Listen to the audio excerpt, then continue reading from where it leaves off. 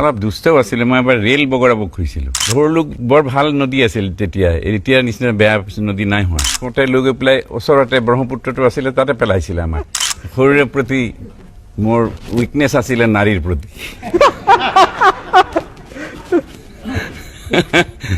মা চবতকৈ ডাঙৰ গাৰ্লফ্ৰেণ্ড আছিলে। বোলে সি যিমান ট্ৰাইবেল মাইকী মানুহ আছে না, তাই চব গাখীৰটো খাই দিছে। আমাৰ মায়ে কেতিয়াও বান্ধি নাৰাখিছিল আমাক। বিশেষকৈ মোক পাখি লগা মানুহৰ নিচিনা, ল'ৰাৰ নিচিনা আছিলোঁ। অলপ দুষ্টও আছিলে। মই এবাৰ ৰেল বগৰাব খুজিছিলোঁ। ৰেল বগৰাব খুজিছিলোঁ এইকাৰণে, ভৰলুমুখৰ ওচৰত যিখন কলিকতাৰ মেইল আহে, কামাখ্যাত ৰৈ পেলাই তাৰপিছত আহি গুৱাহাটীলৈ আহে। আমাৰ ঘৰ ভৰলুমুখত ৰেলৰ লাইনৰ কাষতে। গতিকে কিবা কিবি হ'লেই আৰু এই হেৰিকে গাৰ্ডজনেই গালি পাৰোঁ। মই ভৰলুত জঁপিয়ালে কেতিয়া জঁপিয়াওঁ, যেতিয়া ৰেলখন আহি পেলাই ঠিক পায়হি আৰু ওচৰ, তেতিয়া ভৰ বাৰিষা। ভৰলুক বৰ ভাল নদী আছিল তেতিয়া, এতিয়া নিচিনা বেয়া নদী নাই হোৱা। তেতিয়া বৰ ভাল আছিলে, সোঁত আছিলে, আৰু সেইখিনি সোঁতে লৈ গৈ পেলাই ওচৰতে ব্ৰহ্মপুত্ৰটো আছিলে, তাতে পেলাইছিলে আমাক। গতিকে এনেকৈ এদিন খং উঠি গ'ল আমাৰ, কাৰণ তেওঁ গাৰ্ডজনে গাড়ীখন ৰাখি দি আমি পলালোঁ। আমিতো তলত পানী দি আহি পেলাই পুলিচৰ ওচৰত পালোহি। ভৰলুমুখৰ যে পুলিচ মৰমী ৰেষ্টুৰেণ্ট আছে, তাৰ ওচৰত বৰ ডাঙৰ গছ এজোপা আছিলে, তাতে আহি পেলাই তাতে ৰলোহি। এওঁ কিন্তু হুলস্থুল লগাই দিলে, কথা কাৰ ল'ৰা এইজন, কোন ল'ৰা, এনেকৈ মৃত্যু, নিজেও মৰিব, আনকো মাৰিব, ৰেলো বগৰাই দিব। কাৰণ ৰেল গৈ আছে, ৰেল হঠাৎ যেতিয়া ৰোৱাৰ পিছত মই আৰু আমাৰ লগত কাম কৰা চফাইলা বুলি ল'ৰা এজন নলবাৰীৰ, নহয় বৰভাগৰ গৌৰীশংকৰ ভট্টাচাৰ্যদেৱৰ গাঁৱৰ PDP আপোনাৰ পলিটিকেল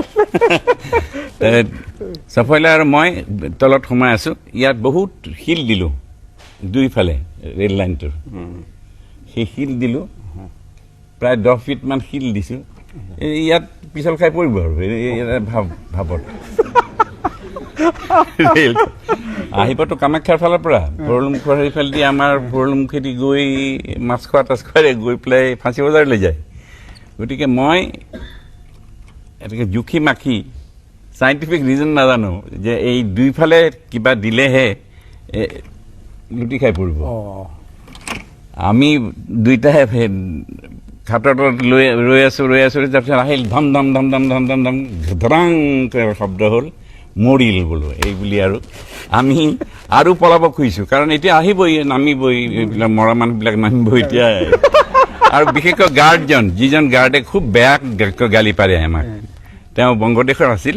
তেওঁ বঙালী ভাষাতে অতি জঘন্যকৈ মোক গালি পাৰিছিলে যে আমাক, যে এইবিলাক ল'ৰাই আমাকো মাৰিব, ইহঁতো মৰিব, যি হওক।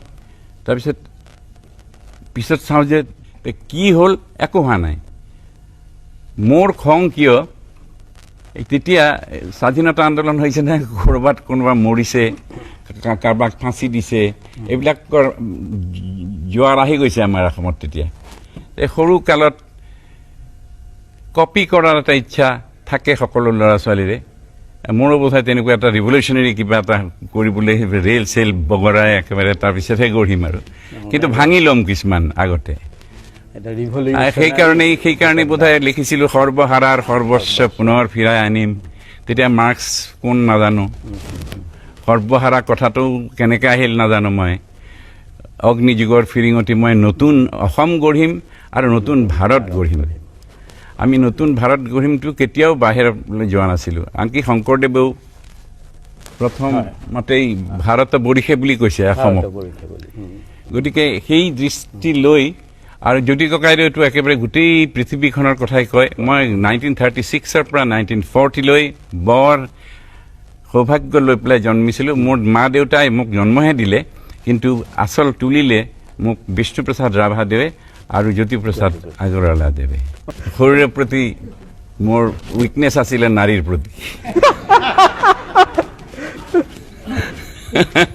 আৰু মা চবতকৈ ডাঙৰ গাৰ্লফ্ৰেণ্ড আছিলে তে এতিয়া মোৰ 9 মাহ নে কিবা 10 মাহ হেৰি হৈছে মই হৈছোঁ মানে আহিলোঁ পৃথিৱীলৈ আৰু তাৰে 10 মাহ অভিজ্ঞতা পাইছোঁ আৰু খুব ভাল লাগিছে সেই আদি ছোৱালীকেইজনী যিকেইজনী আমাৰ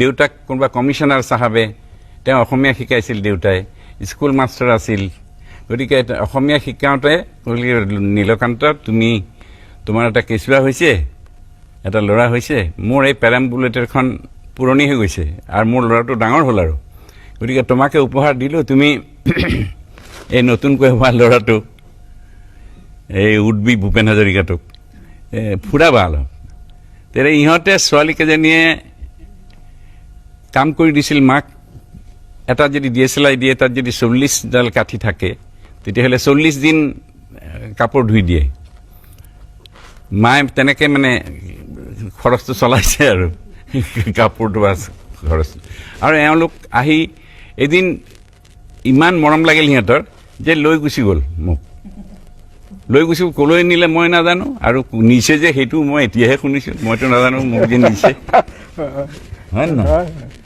তাৰপিছত আৰু মা ফিট হৈ গ'ল দেউতাই DC হেৰিটালৈ গ'ল কমিশ্যনাৰ চাহাবতলৈ গ'ল সদিয়া ফ্ৰণ্টিয়াৰ ট্ৰেক্ট আছিল তেতিয়া সদিয়া ৰেলৱে নাছিল সদিয়া ফ্ৰণ্টিয়াৰ ট্ৰেক্ট আছিল এই ফ্ৰণ্টিয়াৰ ট্ৰেকৰ পৰা যেতিয়া মই কি কৈছিলোঁ এইটো যে বিচাৰি আছে এতিয়া আপুনি নোহোৱা হৈছে মই নোহোৱা হ'লোঁ নোহোৱা হোৱাৰ পিছত কি হ'ল ইফালে আহি যাওক কেমেৰা কামটো মাৰ ওচৰত মায়ে কান্দিলে কান্দি পেলাই ফিট হৈ গ'ল দেউতা ফিট হৈ গ'ল কি কৰিব এতিয়া তেতিয়া ক'লে যে তিনিচুকীয়ালৈ পঠিয়াব লাগিব পুলিচ আনিবলৈ চাৰিওফালে বিচাৰিব লাগিব নাই ৰাতি ভয়ানক খোৱা নাই তাৰপিছত যিদিনা তিনিচুকীয়াৰ পৰা পঠাব লাগিব পুলিচে তাত হুলস্থুল লাগিল আৰু কি হ'ল বোলে মাষ্টাৰৰ ল'ৰাটো হেৰাল মাষ্টাৰৰ ল'ৰাটো কোনোবাই লৈ গ'ল তাৰপিছত বিচাৰি গৈ পেলাই ওচৰৰে আদি গাঁও এখনত পালেগৈ মই খুব আনন্দত আছোঁ তাত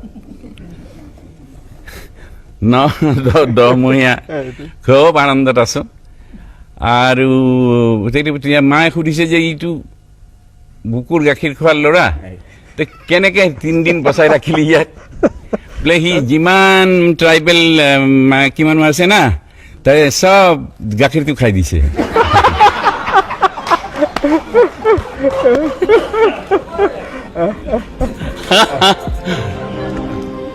গতিকে মোৰ উইকনেছ বুজিলে